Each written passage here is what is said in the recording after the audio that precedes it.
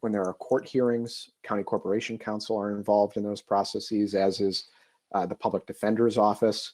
As I mentioned, law enforcement officers are involved in this. So are the hospitals and psychiatric and emergency room doctors. Because of there being so many different parties involved in these processes, getting people together to identify common solutions has been a challenge.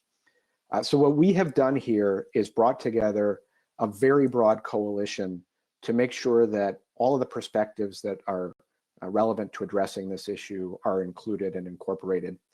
The coalition that is here today includes, well, we've got a subset of our representatives here today, but our coalition that's putting out these recommendations includes law enforcement associations. It includes our State Department of Justice, as well as our State Department of Health Services. We also have representatives who are advocates for people with mental illness, including NAMI is represented in our coalition. State public defenders are part of our coalition, as well as is the Hospitals Association and Emergency Room and Psychiatric Doctors Association. We've got a really broad coalition. And what we have done with the recommendations we're releasing today is really pursued two goals for improving our emergency detention system.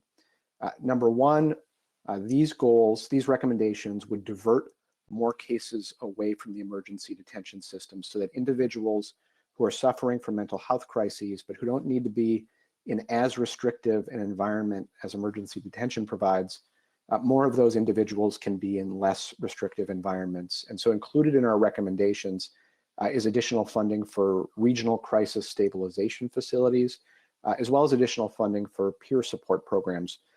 Those are interventions that are less restrictive than emergency detention, and hopefully having more of those options around the state will mean reduced travel time for the people who are suffering from a severe mental health crisis, as well as for the law enforcement officers who are transporting them.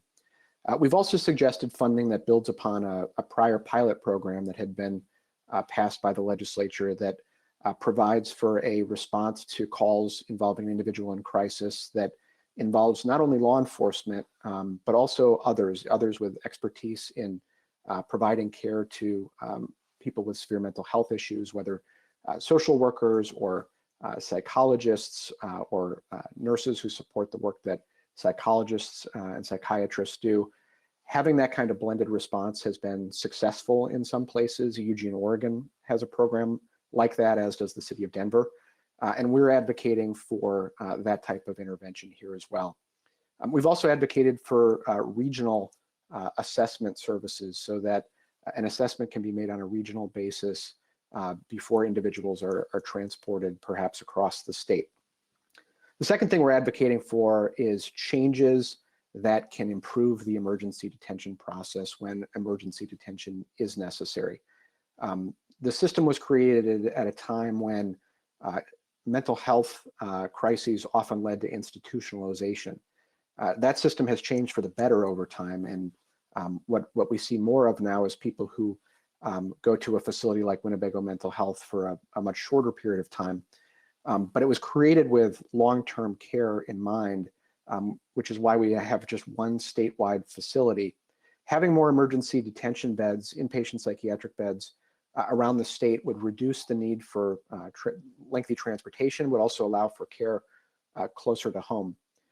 We've also come together to jointly recommend that a template be used for the medical clearance process.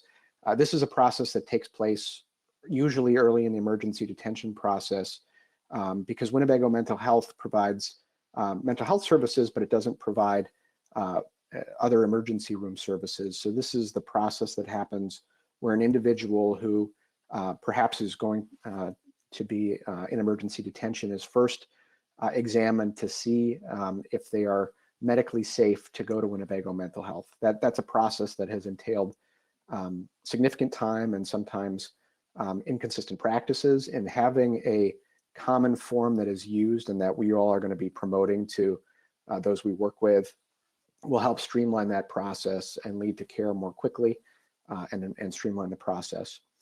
There are a number of other changes included in our recommendations as well. But I want to make sure that we've made time for the other speakers to talk about this important issue as well. But what is really critical here is that we have a system that needs to be reformed. I've talked to a number of lawmakers about this issue, and they know that this system needs to be reformed as well. But what we haven't previously had is the kind of roadmap that we need to fundamentally reform the system. What we've done here is had stakeholders from across the system come together to provide that roadmap. Some of these steps will be ones that can be taken without legislation, but we've also requested that legislation be taken on a number of these issues so that we can transform this system, lead to better outcomes for people who are experiencing a severe mental health crisis, reduce strain in our system, and ultimately make sure that our tax dollars are spent more efficiently and more impactfully. So thank you. Thank you, Attorney General. Interim Secretary Timberlake. Good afternoon. I first want to start by thanking the Attorney General so much for his leadership in this important set of issues and for inviting us at the Department of Health Services to be a part of this coalition and a part of the efforts that he has just laid out for you. The Attorney General noted that Winnebago Mental Health is really the only place in the state that operates as this crisis stabilization facility that is generally available all across the state. And certainly one of the things that we have seen is a steep increase over the years in admissions to Winnebago Mental Health. And that comes with all of the challenges and complexity that the Attorney General laid out. At the Department of Health Services, we know that people are best served in their home communities, close to their homes, their families, their friends, their support networks, and the resources that they rely on to keep themselves healthy and well and stable. And we all need to be doing more to be making investments in the kind of infrastructure that needs to exist all across our state in order to allow that to be true. One of the things we're particularly pleased about is to see so many recommendations in this package that align so closely with some items that Governor Evers has previewed as a part of his biennial budget, which will be rolling out next week. Certainly the governor shares the Attorney General's commitment and the commitment of this coalition to doing the best job we can, both to prevent mental health crisis and to make sure that when a crisis does occur, it can be responded to locally. And that's why the governor has included some funding in his proposed budget for regional crisis centers, for rapid response teams, for crisis intervention training for our law enforcement colleagues around the state, and a wide variety of other investments that we really believe will both help with prevention as well as that more local and community-based intervention for mental health crisis. We fully believe in this continuum of care that the Attorney General laid out, including critical roles for peer support and counseling opportunities, stabilization services, and of course, when necessary, access to inpatient care as may be needed on a voluntary basis. This is a big and diverse state. We know that that kind of continuum of care exists in some counties, but simply doesn't in others. And so both the recommendations that the Attorney General and this coalition have laid out and the investments that are proposed in Governor Evers' budget will, we think, go a long way to equalizing access to that full array of comprehensive services. So finally, I'll just say that certainly at the Department of Health Services, we look forward to continuing this great collaboration with so many partners. You know, again, this is a complex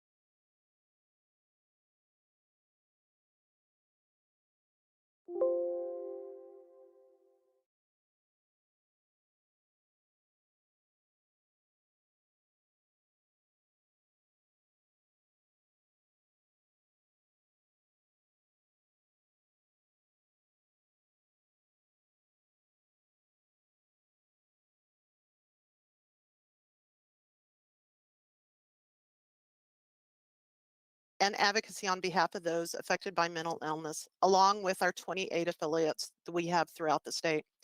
NAMI Wisconsin is encouraged by the conversation and awareness the state of Wisconsin, the governor, and the Attorney General's office has surrounding emergency detention and mental illness. The concerns of our members about emergency detention have dominated our legislative priorities for many years and have not been addressed. The concerns, the mental, can you still hear me? Yes. Okay, sorry, something popped up and said you couldn't. The concerns of mental illness should not be treated any differently than a physical health crisis. When your loved one reaches out to you and says that they're having a heart attack, you don't expect them to be placed in the back of a police car and carted 4 to 6 hours across the state to be evaluated about their heart health at one designated heart health state hospital. You expect them to be treated for a medical event, treated close to their home with dignity and respect. Those suffering a mental health crisis expect and deserve the same response, and we applaud the focus on regional crisis response to mental health crisis by the Attorney General's office. NAMI Wisconsin is primarily focused on getting help and support to those who need it before it's a crisis, and encourage the funding for those that's in this report. Increasing the Badger care to encourage those that need help to feel comfortable to reach out and receive it before it's a crisis. Increased funding for respite centers. This provides on-the-ground support from peer support specialists who can decrease the need for the crisis response. Expanding telehealth and increasing broadband infrastructure throughout the state. This provides support to those living in remote Wisconsin areas who have very few providers, and also for limited transportation in all the areas of the state. Increased funding for crisis intervention training. NAMI is very involved in these trainings, and we are excited to see the expansion of the awareness of the education for our police departments, our dispatch, our frontline responders in a mental health crisis. Increased funding for mobile crisis teams, and increased funding for regional crisis service and stabilization facilities. We also really want to encourage the decrease of criminalization response to those living with a mental illness. Our jails and prisons are not the place for people suffering a health issue, and we should provide them with the support and health care that they need to be productive and functioning Wisconsinites. Thank you so much, and NAMI Wisconsin is excited to continue this conversation to increase funding, increase providers in the state, and decrease the stigma of mental illness in the healthcare system. Thank you. Thank you. Sheriff, you're up next. Well, good afternoon, and thank you for allowing me to join. I'm Sheriff Kirk McNeil from Walworth County, a member of the Badger State Sheriff's Association, and also a member of the Wisconsin Sheriff's and Deputy Sheriff's Association. The Badger State Sheriff's Association is a statewide organization representing all 72 sheriffs, and the Wisconsin Sheriff's and Deputy Sheriff's Association is a statewide organization representing over 1,000 members, including sheriffs, deputies, corrections officers, and communications officers. For the past several years, both statewide associations have been working collaboratively with key stakeholders from the medical profession, Wisconsin Counties Association, County Health and Human Services, and the Wisconsin Chiefs of Police Association, along with state agencies regarding emergency detentions. Our organizations believe this policy package will put the state on the right path to large-scale comprehensive improvements to treat and benefit those individuals in crisis. Further, these recommendations will provide practical, evidence-based solutions for each step in the Chapter 5115 process. In Wisconsin, law enforcement has a central and critical role in the emergency detention process. While it is essential for law enforcement to maintain the safety of the individual in crisis and others, there are other models the state could explore to increase mental health response options, including expanding funding and availability for the crisis intervention team training that was previously mentioned. Another critical piece to this policy package is the development and investment in localized support, including regional crisis stabilization facilities, peer support respite centers, mental health mobile crisis teams, and regional crisis assessment services. You're seeing similar themes from all of the participants today. According to a 2019 Wisconsin Department of Justice survey, The average officer's time per incident is 9 hours. This includes the time for an officer to stabilize the scene of the call, bring the individual to a local hospital for medical evaluation and medical clearance, and wait for an available patient bed, which often requires transporting the individual to a mental health crisis stabilization facility, such as the Winnebago Mental Health or another facility, and then return back to the officer's agency. Because of the limited number of options locally, law enforcement must at times spend hours transporting and safely caring for the person in crisis to reach a facility capable to receive custody of the patient within the emergency detention requirements. Law enforcement officers routinely witness unwavering love and support from family members and friends caring for others with mental health issues. This process can and should be improved, not only for the patient, but for the emotional toll on family members and friends, while we strive to maintain efficient public safety services in our community. Above all else, the current process of waiting for medical clearance, identifying an individual crisis stabilization facility, and lengthy transportation periods could create additional traumatic experiences for the patient that's in crisis.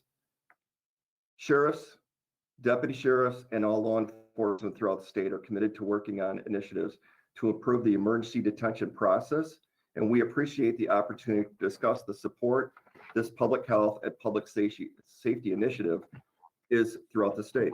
Thank you. Thank you, Sheriff. Eric Borgerding from Wisconsin Hospital Association. Thank you. Good afternoon. My name is Eric Borgerding, and I have the honor of serving as the president and CEO of the Wisconsin Hospital Association, which represents all of Wisconsin's hospitals and health systems. Thank you for the opportunity to be with you all today and with the partners at this table, especially Attorney General Kaul and his staff for the work they are doing in this complex yet critically important area.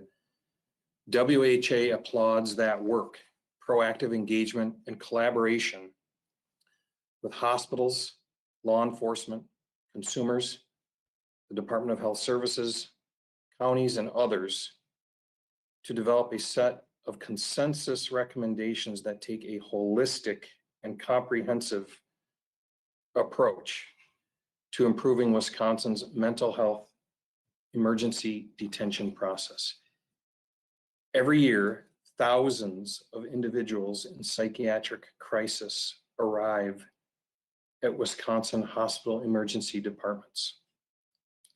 Sometimes those individuals are a danger to themselves or others, but due to their illness are unwilling to voluntarily receive stabilizing care.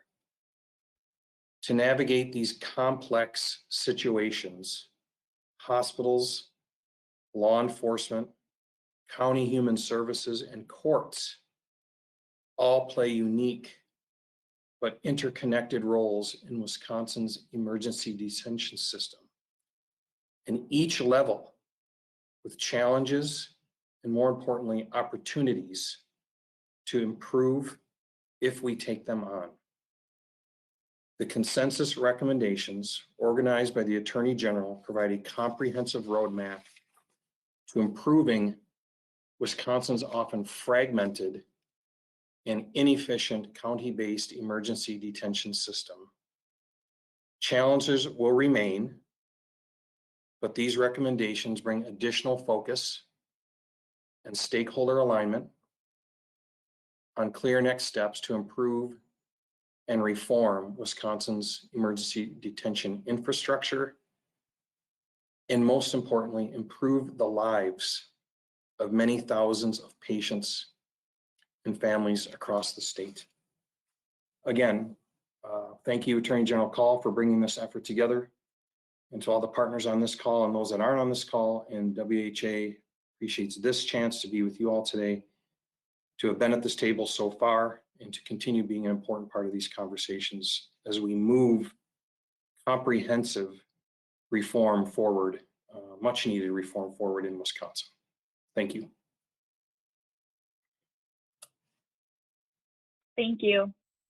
Next, Kathy Kaul. Thank you. Good afternoon, everyone. I'm Kathy Kaul. I'm the Human Service Director at Jefferson County Human Services, and I represent the Wisconsin County Human Service Association as one of the tri-chairs of the Behavioral Health Policy Advisory Committee. And I thank all of our partners for collaborating. I thank you, Attorney General, for your coordination and your leadership. Wisconsin counties serve thousands of state residents with mental health and substance use issues. We are seeing more people than ever who are suffering, more people who are contemplating suicide, and tragically dying from suicide. Wisconsin's suicide rates exceed the national average and have increased by 40% from 2000 to 2017. It is the second leading cause of death for our youth. More solutions are needed to help and treat people than ever before. While inpatient hospitalizations are sometimes needed, hospitals cannot successfully resolve suicidality. And in fact, the highest risk of dying by suicide is right after a hospital stay. So investing in highly effective community-based treatment for suicidality is imperative. Dialectical behavior therapy, or also known as DBT, is the gold standard of treatment for suicide and decreasing self-harm behavior. DBT has numerous empirical research studies demonstrating its efficacy. Increasing Medicaid rates for DBT and offering technical assistance so that full fidelity to the treatment model can occur will lead to statewide availability. DBT access throughout the state can significantly reduce inpatient hospitalization days, emergency department visits, use of crisis services, and assist people in building a life worth living. Increasing the number of crisis stabilization beds through regional facilities will allow people to have a continuum of care with their local providers, decrease unnecessary hospitalizations, and law enforcement involvement. These recommended investments promote the known best practices and enhance the continuum of care. The counties are thrilled to be a partner and welcome the opportunity to bring these steps to fruition. And again, thank you, Attorney General, and to all of our partners who have come to the table. Thank you, Kathy. Attorney General, if you could return to the screen. We will now begin our Q&A section with press. All of the individuals, all of the speakers today are available to answer questions on this topic of emergency detention. I do understand that Interim Secretary Timberlake will need to leave for her own press conference very shortly. If press have a question, you can submit that question in writing within the question bar, and it will be read aloud to the speakers, or you can raise your hand and I will call on you. You can unmute yourself and you'll be able to speak directly with those on camera to ask your question. So we will get started here. I would like to start with Scott Bauer from the AT.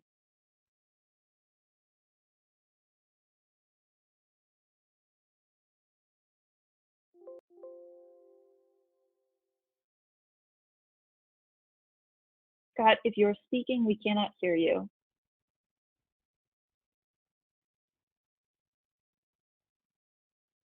We can come back to you if you're still interested. Nate Vandergrift, you can unmute and ask your question.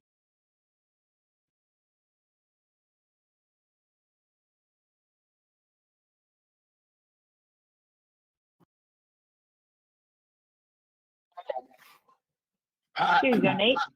Hi, thank you so much for unmuting me. One of the questions I had, I worked for WBAY, and we previously did stories on this back in 2017 on this very issue. And one of the things that came up, at least here locally in Green Bay, was not enough psychiatrists, and the issue with staffing, as well as that was something that came up at Winnebago as well. How are you planning to address that? Or are you addressing it? And if so, how?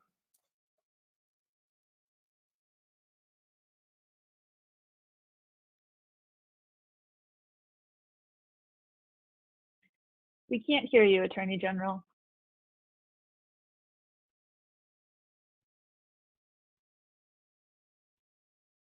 All right, there we go. There you go. Thank you, and I'll let others speak to this as well, but the issue that you've identified is a significant one. There is a lack of adequate provision of, there are lack of adequate providers of mental health services and psychiatric care.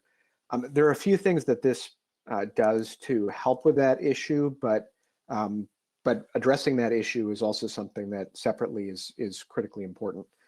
Some of the things that this would do to assist with that is, number one of the things we're encouraging is identification of ways to increase the use of telemedicine. We've all seen during the pandemic how all sorts of remote communications can work differently, and telemedicine is a good example of that.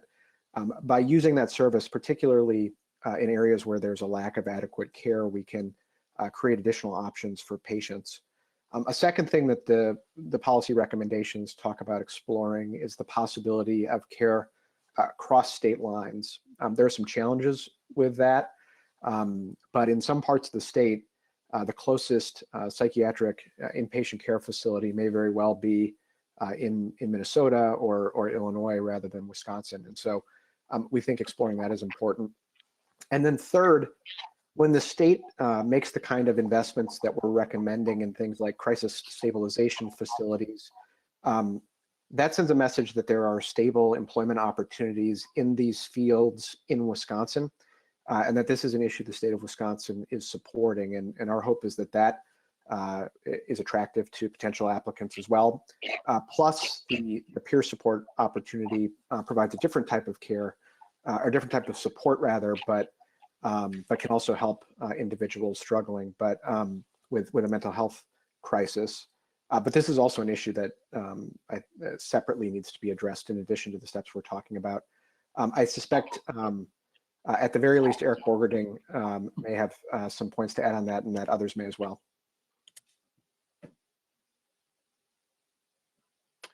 Thank you. Question, and something that the Hospital Association and others are always thinking about. It's one thing to expand capacity in terms of beds, in this case, or at least components of the proposal.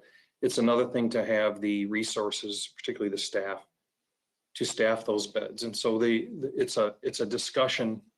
Well, many parts of this comprehensive recommendation are aimed at either directly or indirectly better utilizing the resources that are in place now and thinking more creatively about how we can leverage existing resources. I think that's a really important point. That doesn't get us past the fact that we still have a severe shortage in behavioral health care providers in Wisconsin. Back in 2019, DHS released a report that estimated that we had about 117 FTE psychiatrist shortage in Wisconsin. And as I said, if we're going to talk about expanding capacity, one of the greatest limitations in expanding that capacity is making sure we have the care providers who can staff that. We've done some innovative things in Wisconsin, including, for example, expanding graduate medical education funding, matching funding with the state and hospitals that they put on the table. That is resulting in a quite notable increase in the number of psychiatrists, not only coming through residency programs here in Wisconsin, but ultimately staying here in Wisconsin. It's quite an impressive public-private partnership.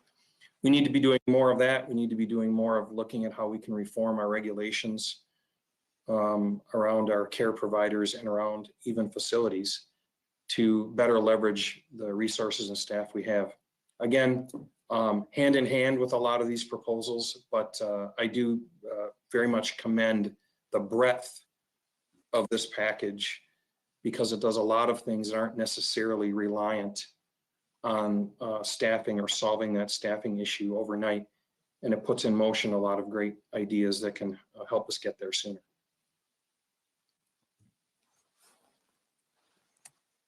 This is Kathy. I would just add the enhanced community treatment for suicidality and the in Medicaid rates.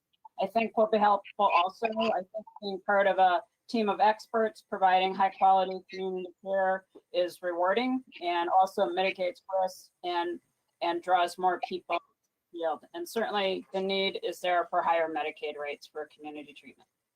Thank you.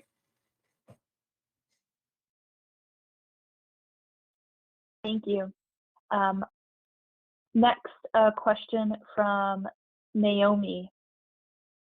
I am unmuting you, Naomi. Go ahead. Muted. Perfect, thank you. My question would be, as someone who's covered this issue in the past, what indication does the coalition have that there, or how many lawmakers do you think you can get on board? Because a lot of this is going to take legislative budgeting and prioritization, both on the policy level and on the budgeting level, to work these recommendations through. And I know the governor's budget has some indications if there's room for that there, but what indications do we have that lawmakers in the Capitol are actually going to get on board with this? I have a few thoughts on that. Others may as well. But first and foremost, this is an issue that is impacting communities all around the state, and it's an issue that I have spoken to a number of lawmakers about. There is, I would say, based on my conversations, there certainly, I think, is bipartisan consensus that this is an issue that needs to be addressed. And then there are a number of lawmakers, including, just as a few examples, Senator Bernier, as well as some members of the State Assembly who have worked to address this issue. Representative Spiros has legislation, and they know that there needs to be change made so that we can improve this system.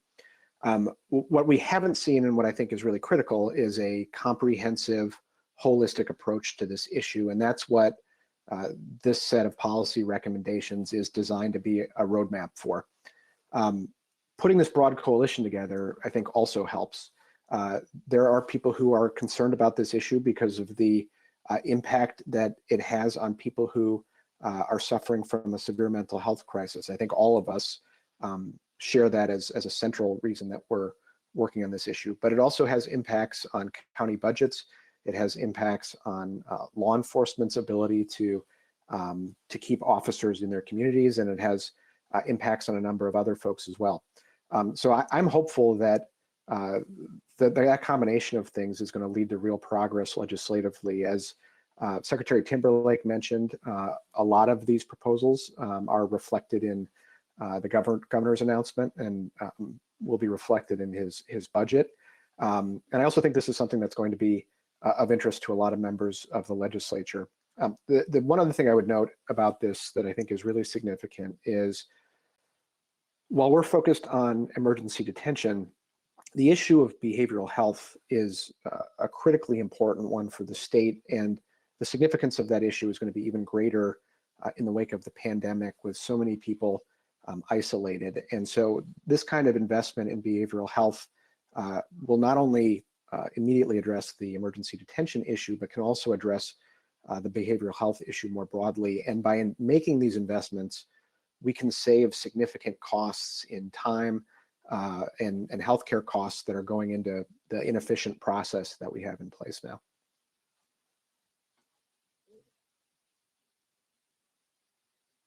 Thank you, Attorney General. Do we have any other questions from press? Oh, Mary Kay, would you like to add something?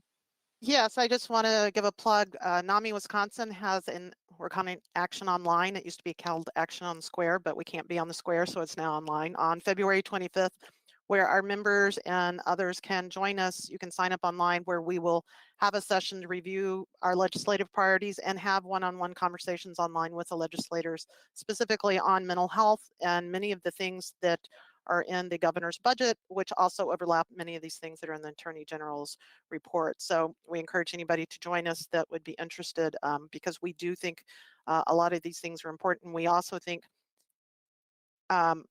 effective legislation and investment in this would actually save money in the long run for police departments, for county agencies, for hospitals. If we can increase when people receive care, it'll decrease the amount of need for crisis intervention. So I just wanted to plug our Action Online. Thank you. I have a question from Alejandro. Immigrants are an important part of Wisconsin's economy, and a big number of workers are essential workers but are undocumented and don't have access to this kind of mental health. What is your perspective to add these immigrants undocumented? What is your perspective to add undocumented immigrants to this plan? Well, so I can start out, and if others have comments, they can talk about them. But I would note a couple things that I think are important here. One is that our crisis system responds regardless of why somebody ends up in the crisis system. If somebody is a danger to themselves or others, law enforcement responds to that scene and may begin a Chapter 51 process regardless of somebody's immigration status. Now, it may be that people are less likely to contact law enforcement if they know that a family member who may be a danger to themselves or others is undocumented. But by improving this system, we would be improving the system for everybody who ends up needing crisis services. So as an example, by increasing the use of these blended teams where it's not only a law enforcement officer who's responding, but also potentially somebody who's a medical expert or somebody who provides social work services. In that case, those services would go to help reduce the crisis for anybody who's involved in the crisis, regardless of their documented or undocumented status. And part of the reason this is so important is if, and Mary Kay was just speaking about this, early interventions help improve outcomes, and they save resources, and they make our communities safer. So, obviously the details of how these things work out ultimately would be decided down the road, but making sure that we make sure that services are accessible to anybody who is a danger to themselves or others is a critical part of public safety.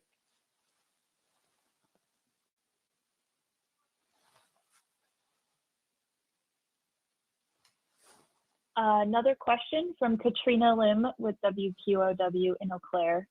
Have you brought forward these recommendations to the state legislature and or Governor Evers? If you did, when were those sent? If not yet, when do you plan on giving these recommendations? We are releasing the recommendations today. We've had obviously conversations with the Department of Health Services, which is one of our partners, and with the governor's office, and I was really encouraged to see a lot of these proposals included in what the governor recommended. But our hope is that the legislature sees these proposals, and that this begins a real dialogue about this kind of comprehensive approach to addressing these issues.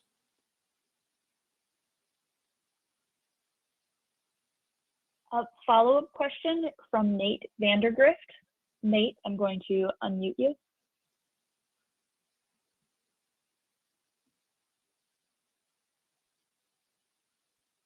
Go ahead. I just wanted to ask a follow-up question. I know when we previously did a report here in Green Bay, at least the mental health officers called it a broken system. Like it was a broken mental health system, and they shared examples of how deputies in Brown County, as well as officers, spent about 9 to 14 hours on some of these, dealing with some of these calls and responding to some of these incidents. With your proposals going through, can you just talk about the impact this will have on local law enforcement and so sort of like freeing their time to do other and sort of freeing the time to do other or focus on other things? Yeah, I'll make a few comments on that, and the sheriff may have a few as well. But as I mentioned before, there are really two fundamental goals with what the coalition has put forward. One is to divert more cases so that individuals who are experiencing a severe mental health crisis but don't need to be in an emergency detention setting for their safety or for the safety of others, so that they can have a less restrictive care environment. And then secondly, we're working to improve the emergency detention process. So certainly by diverting more cases, that means a lot less time that law enforcement agencies in the state would be spending transporting people, working through the court proceedings that go with the emergency detention process.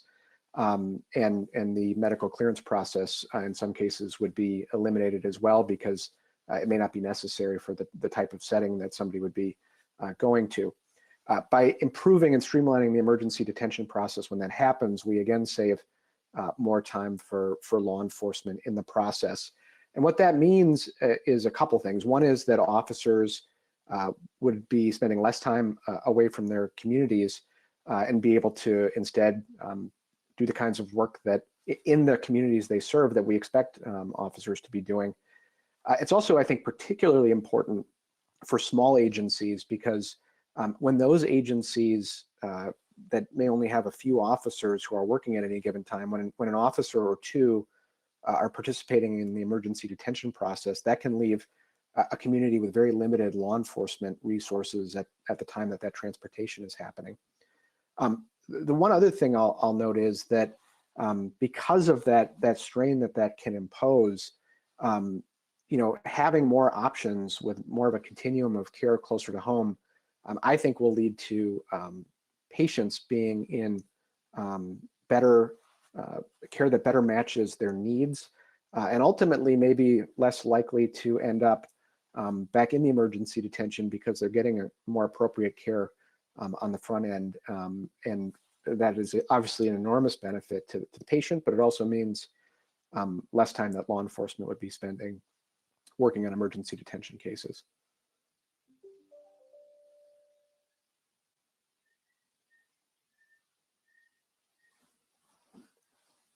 Thank you. Sheriff, do you have anything to add? I do, and thank you, AG Kaul, on that. You hit a lot of the high points on that. One of a couple of things that I'll touch on. One is that if you have these transports that go for quite a few hours, you're generally backfilling with other deputies or officers. So it'll be an overtime cost to your budget, or you're stretching your resources thin. But generally, if you have smaller agencies that are on now transporting, you're assuming those areas will cover, which is fine within your counties. But I think I also want us to go into the human side of this, because I've heard this from a few people in the past, because we've been talking about this for years, and I'm glad to see that we have movement on it. One of the innate things that you may have is you have somebody that was taken into an emergency detention custody because they're a threat to themselves or others. And if you bring them through this process and they're through it and they're stable in the community for a year or 2 years or a few years after that, and then it turns into an acute crisis again, you certainly don't want our process, which is not optimized, a part of their thought process while we're trying to stabilize them and safely bring them back into custody again for another emergency detention. Thank you.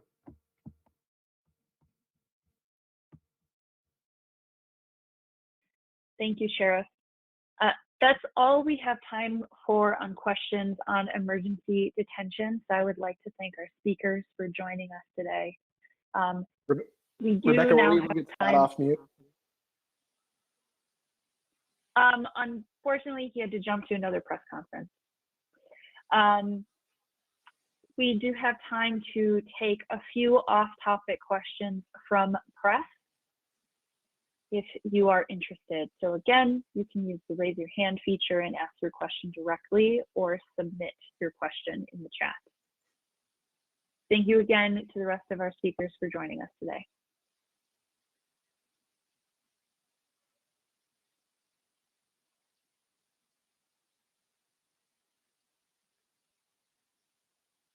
A question from Nate Vandergrift. Go ahead, Nate, if you'd like to unmute to ask your question.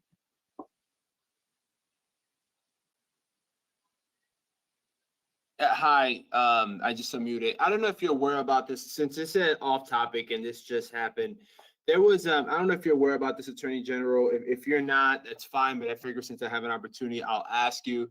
There was today a DNR official was charged for a Wisconsin DNR official was charged for reportedly selling or processing eggs from sturgeon into caviar. Have you at all? And he was charged by the state. I'm presuming your office.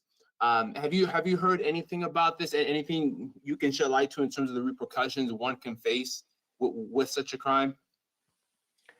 Yeah, I'm not familiar with that particular case, and I don't know. I suspect they were probably charged by a local district attorney.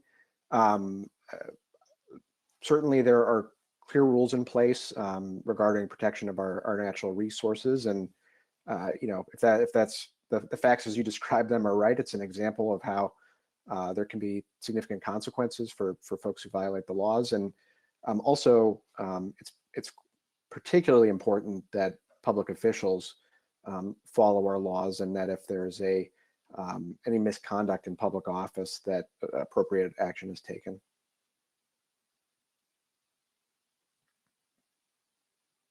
Thank you. I'm not seeing any other hands raised or submitted questions at this time. So if you have any for the Attorney General on off-topic questions, please submit them now or raise your hand.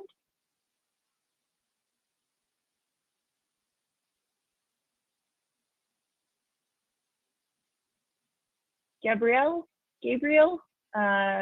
please go ahead. You are unmuted. Okay, and you can hear me? Yes. Okay, so I don't know who directly would be answering this question, but my question is, I understand that there are those recommendations, but when do you actually see possibly there being action? I know this isn't something that can happen overnight, but do you have like a deadline or a timeline of when you're going to say, yes, this is when we will be able to implement some of these suggestions or recommendations? Yeah, it varies based on the recommendation. There are some things in here that we can move forward with right away, and I look forward to seeing progress made. As an example, we talked about having a common form used when the medical clearance process is happening. There's a smart form that has been developed, and psychiatric and ER docs are big advocates of using that form. So we're going to be promoting the use of that common form. One of the things we found when we were collecting data regarding the emergency detention process is that one of the places where a lot of time is spent is in that medical clearance process. So if we can improve that, we can make the process go much more smoothly for everybody involved. We've also talked about putting some working groups together to work to address some of these issues, like perhaps making court proceedings more efficient, possibly through the use of more Zoom or Skype type technology that allows for video conferencing. Other parts of this, the parts that require legislative action, I'm hopeful that we will see action taken in this year's biennial budget to provide the kind of funding and support that's needed to make progress on a lot.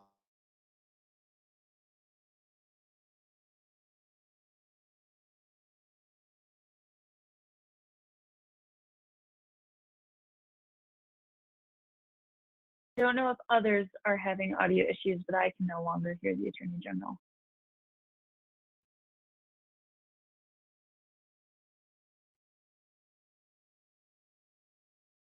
Yep, it sounds like people did not catch the end of your remarks, Attorney General.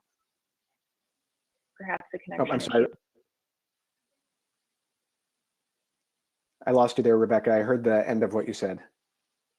Yeah, unfortunately, the very last part of your remarks were lost, I think, because of connection issues. But we are connected again. I was just saying a lot of these recommendations, we're hoping that they'll be addressed through the budget process this year. Very similar proposals were included in the governor's budget on some of these items, and so I'm hopeful that the legislature will ultimately include them as well. Thank you, and thank you for your questions today. We are going to wrap it up there. If there are any further questions, feel free to submit them to the DOJ Communications Office. We appreciate your time.